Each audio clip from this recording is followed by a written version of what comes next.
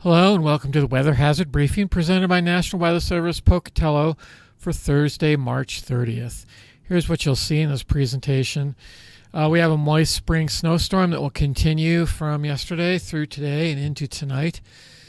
There should be slightly less snow in the 24 hours coming from 6 a.m. this morning until 6 a.m.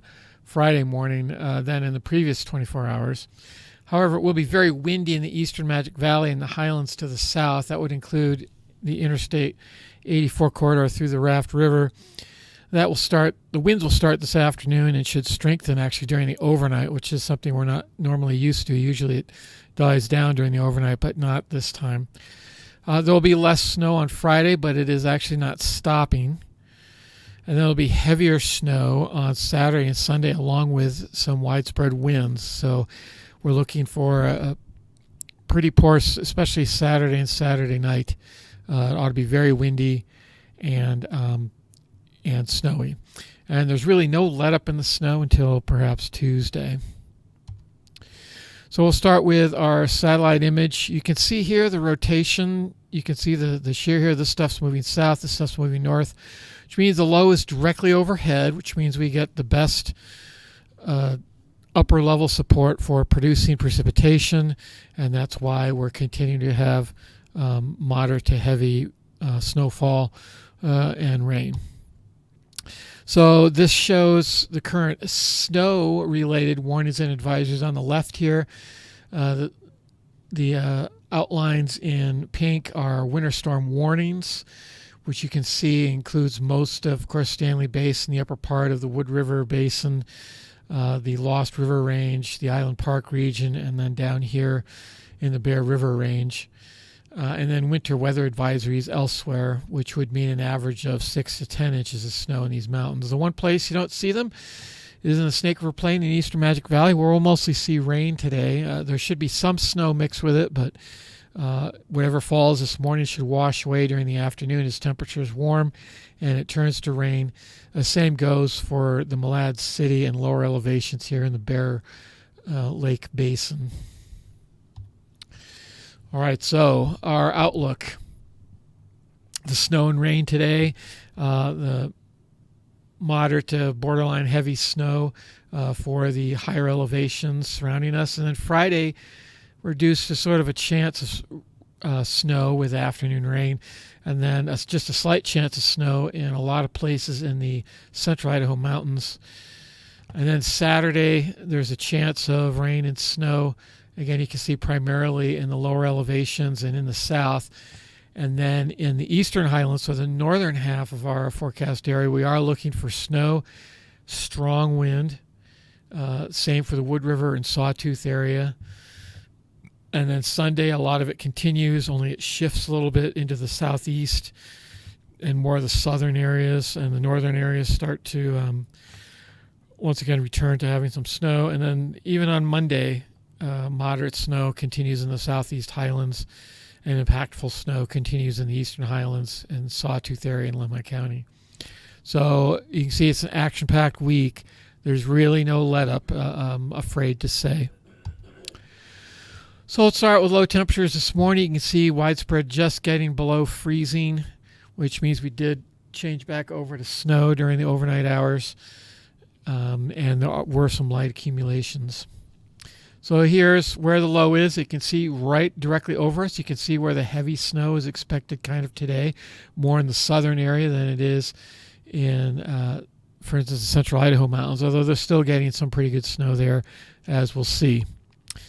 All right, so let's see how the snow evolves and progresses this morning. You can see between now and noon, should be 6 a.m. to noon, lighter snow amounts with the exception of, in the central Idaho mountains of 1 to 2 inches in Sun Valley and Haley, and maybe 2 to 5 or so in up in Galena Summit.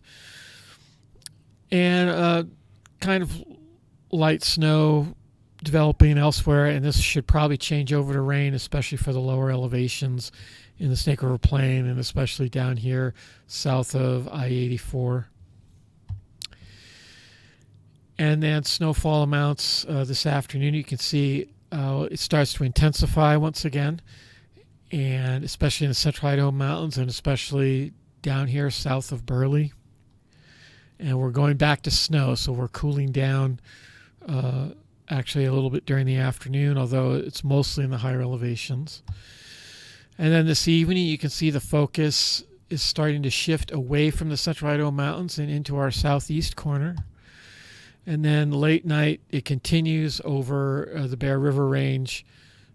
Finally, the Bear Lake Basin will be getting some snow and places to the east there of Idaho Route 34. All right, the other thing to watch out for is the winds. The other thing we had in effect was a wind advisory for the eastern Magic Valley, the Goose Creek drainage, as you can see here, and also the Raft River Valley and the Raft River Basin itself. You can see already by this afternoon it's starting to creep into the I-84 corridor. As you know, that's one of our windier places.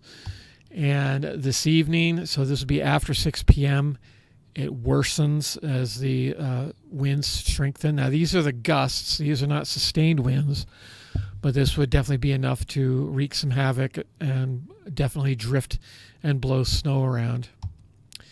You can see it tonight. It continues. And it continues during the late night hours. So it's not going away. That's the key thing to get here, is it continues all night. And then high temperatures today are cooler than they were yesterday, where we got into the lower 40s. You can see we'll be struggling to get to around 40. But still getting above freezing. That should still allow some melt and rainfall.